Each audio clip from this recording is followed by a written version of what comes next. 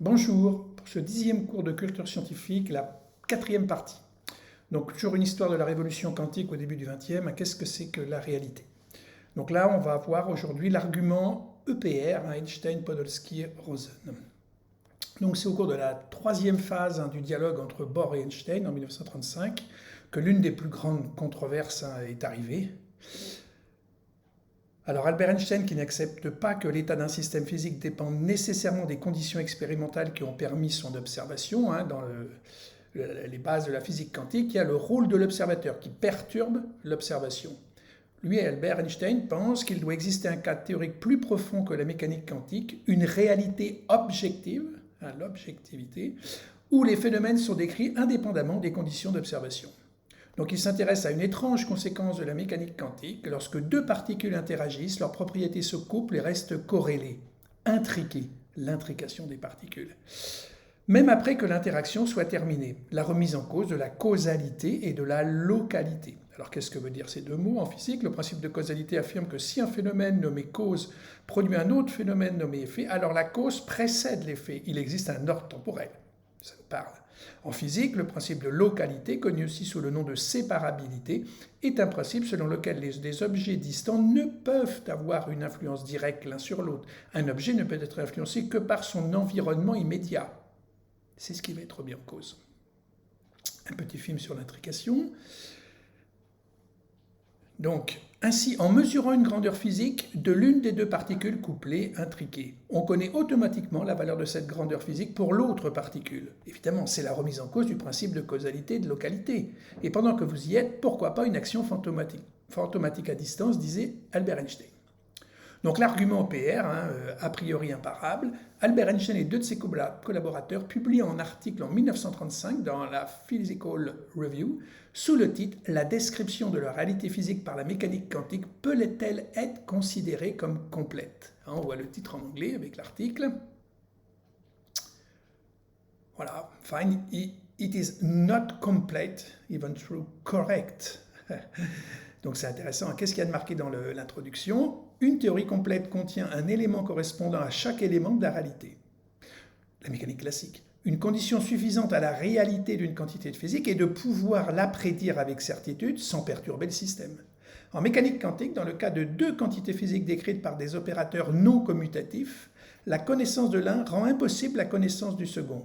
Il s'ensuit que soit 1. La description de la réalité donnée par la fonction d'onde en mécanique quantique n'est pas complète, soit 2. Ces deux quantités ne peuvent être réelles simultanément.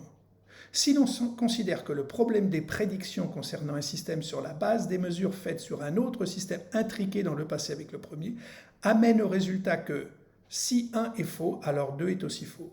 L'un laisse à conclure que la description de la réalité donnée par une fonction d'onde n'est pas complète. Alors, dans la suite, on va voir le chapitre 1, on lit le thème, on voit bien any serious consideration of a physical theory must take into account the distinction between the objective reality, which is independent of any theory, and the physical concepts with which a theory operates. These are intended to correspond with the objective reality, and by means of this concept, we picture the reality to ourselves. Is the theory correct? Et 2. Is the description given by the theory complete? Donc voilà, c'est sur ce thème-là, de est-ce que c'est complet, est-ce que c'est correct? Voilà, donc je vous laisserai lire. Alors, qu'est-ce que c'est qu'une fonction d'onde? Bien sûr, c'était Schrödinger, cette fameuse équation de Schrödinger. On associe à chaque particule un paquet d'ondes, c'est-à-dire un ensemble d'ondes concentrées dans l'espace et se propageant dans celui-ci. Une particule est ainsi représentée par une fonction d'onde, cette fameuse fonction psi. Rappel, le carré de la fonction d'onde dans un point donné représente la probabilité de trouver de la particule en ce point à l'instant considéré. C'est l'interprétation des fonctions d'onde par Max Born en 1926. Les ondes ne sont rien d'autre que l'expression probabiliste de la position des particules. Les ondes associées aux particules sont des ondes de probabilité. Donc un des premiers arguments d'Einstein opposé aux partisans de l'école de Copenhague est donc à Bohr. On place un écran, l'électron est décrit par une onde de probabilité. Au moment où l'écran se matérialise, où l'électron se matérialise sur l'écran, la fonction d'onde change instantanément à tout point de l'espace. Elle vaut 0 partout, sauf au point d'impact. Selon Einstein, on a une forme d'action à distance instantanée. Un défi pour la relativité restreinte. aucune influence ne peut se propager plus vite que la vitesse de la lumière, conséquence de la relativité restreinte. Ce qui gênait fondamentalement Einstein, ce n'est pas tant l'indéterminisme que la perte de la localité, c'est-à-dire le fait qu'il puisse y avoir une influence instantanée à distance. Donc venons-en à l'argument OPR, on considère ce qui se passe lorsqu'un photon, onde et ou corpuscule, rencontre un filtre polariseur. On va émettre un photon, il va arriver sur un filtre polariseur. C'est quoi la polarisation d'une onde? Un rappel, c'est quoi une onde? La vague à la surface de la mer. Donc c'est une sinusoïde dont on voit là l'amplitude, la longueur d'onde, quand l'axe horizontal est en mètres, ou la période, la périodicité spatiale c'est la longueur d'onde en mètres, la périodicité temporelle c'est la période en secondes, il y a un lien avec la vitesse entre les deux, lambda égale ct. Voilà. Le champ électrique, par exemple la lumière, toutes les ondes électromagnétiques, c'est un champ électrique qui se propage dans une direction de propagation, qui a les propriétés effectivement d'une onde. On voit le tout petit domaine 0,408 micromètres des longueurs d'onde du visible, et bien sûr avant le bleu, violet, il y a les rayons gamma, etc., en haute fréquence. Et puis de l'autre côté, on voit au-delà du rouge, l'infrarouge, etc. Qu'est-ce que c'est qu'une lumière non polarisée? Eh bien, le plan de propagation de la lumière, cette onde, est multiple. Lorsque vous passez à travers un fil polarisant, par exemple vertical, eh bien, il n'y a plus la sinusoïde est dans ce plan de polarisation. Avec un polariseur vertical, une partie de la lumière est stoppée. Seule la composante lumineuse parallèle à l'axe optique au polariseur du polariseur pourra passer. Vous pouvez bien sûr orienter le polariseur linéaire dans la direction que vous souhaitez. La lumière ne passera ainsi que dans cette direction. Voilà, on polarise l'onde. Maintenant, vous avez mis le photon, il arrive sur le filtre polariseur. On constate que la moitié des photons franchissent le polariseur. Statistiquement, une moitié est polarisée. Elle va arriver avec une polarisation qui permet de passer. Tandis que l'autre moitié est absorbée, ne passe pas. En revanche, on ne sait pas a priori prédire quels sont les photons qui vont traverser ou quels sont ceux qui seront absorbés. Donc la physique quantique nous dit que les photons sont tous dans le même état. La superposition des deux états, l'état plus, le photon traverse le filtre, l'état moins, le photon est absorbé par le filtre. Donc là, plus 1, le photon traverse, moins, le photon va être absorbé. Il est dans un état de superposition des deux états.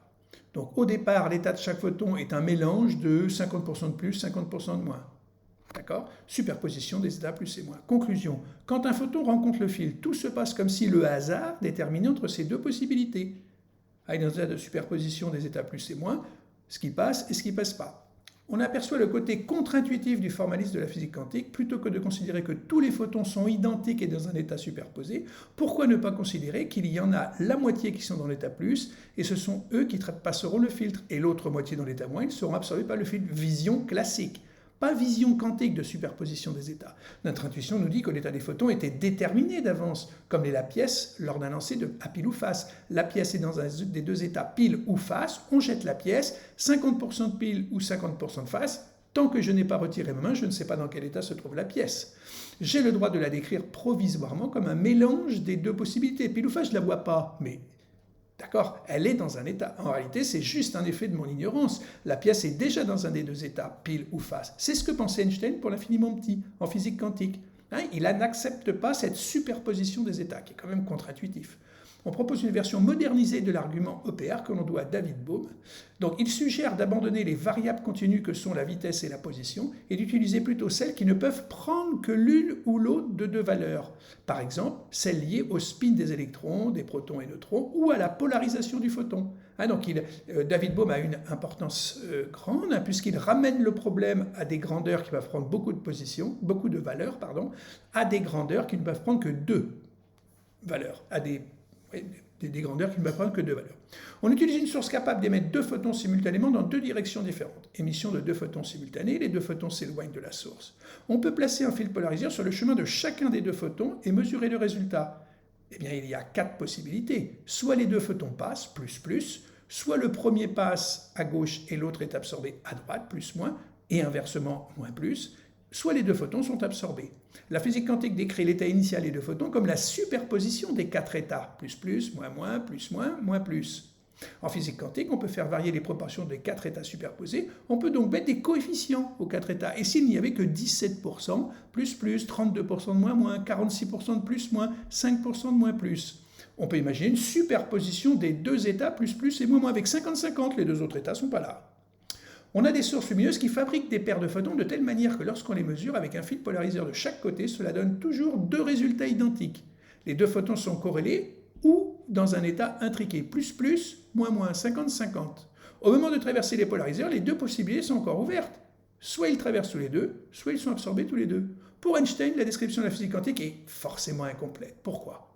Et si le photon de gauche est mesuré en premier et qu'il passe le filtre, on connaît alors avec certitude le destin de l'autre. Avant même la mesure, le second photon sait qu'il doit passer. Mais comme les photons voyagent à la vitesse de la lumière et que rien ne peut aller plus vite, le premier n'a aucun moyen de prévenir l'autre. Donc dès le départ, le destin des deux photons était prédéterminé. Chaque photon savait quel comportement adopter face au filtre. Einstein a conclu que décrire l'état du système en disant que c'est juste une superposition des deux possibilités, c'est forcément incomplet. Chaque photon porte en lui le résultat de la future mesure. Il existe donc des variables cachées. Conclusion logique, si les prédictions de la physique quantique sont correctes, c'est si le principe de localité est respecté, c'est-à-dire qu'il n'y a pas d'influence instantanée à distance, alors il existe des variables cachées. Donc Albert Einstein et deux de ses collaborateurs publient un article en 1935 dans la Physical Review sous le titre « La description de la réalité physique par la mécanique quantique peut-elle être considérée comme complète ?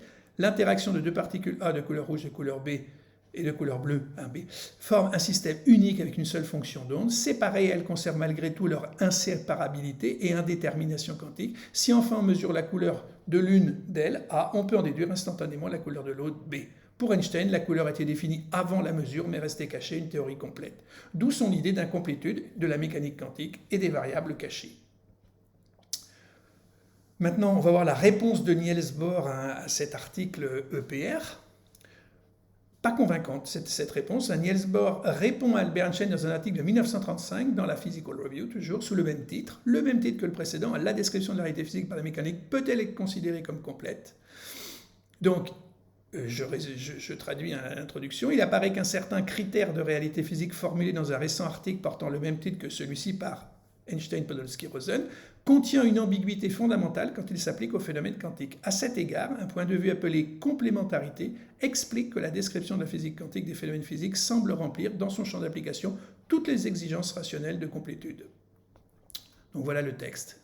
Donc voilà, il y avait un débat entre Albert Einstein et Niels Bohr, mais aucun des deux n'avait la réponse expérimentale. Petit film pour vous montrer.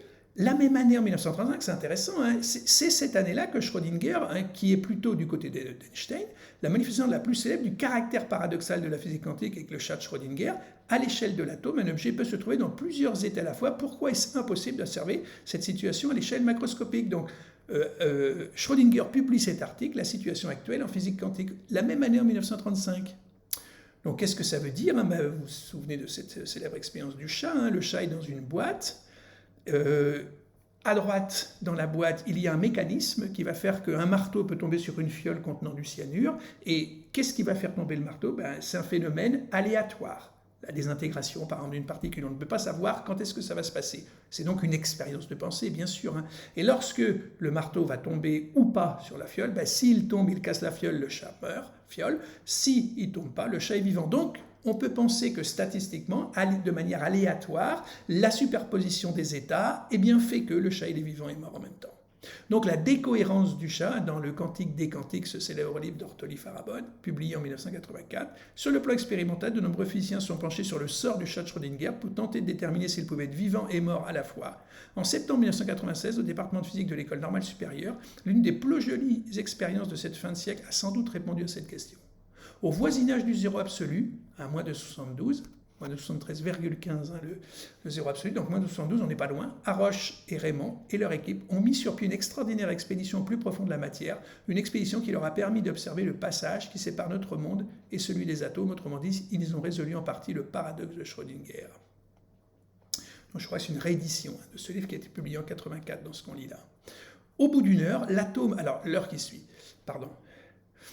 En 1935, le physicien autrichien l'avait ainsi présenté. Rapprochons-nous de sa version originale, que nous avions légèrement modifiée dans notre présentation. Dans une chambre forte, placez un chat et un atome radioactif qui a une chance sur 2 de se désintégrer dans l'heure qui suit Ajoute un flacon d'acide cyanhydrique relié à un dispositif brisant le flacon de détection de la désintégration. Au bout d'une heure, l'atome est dans une superposition de deux états, désintégrés et non désintégrés.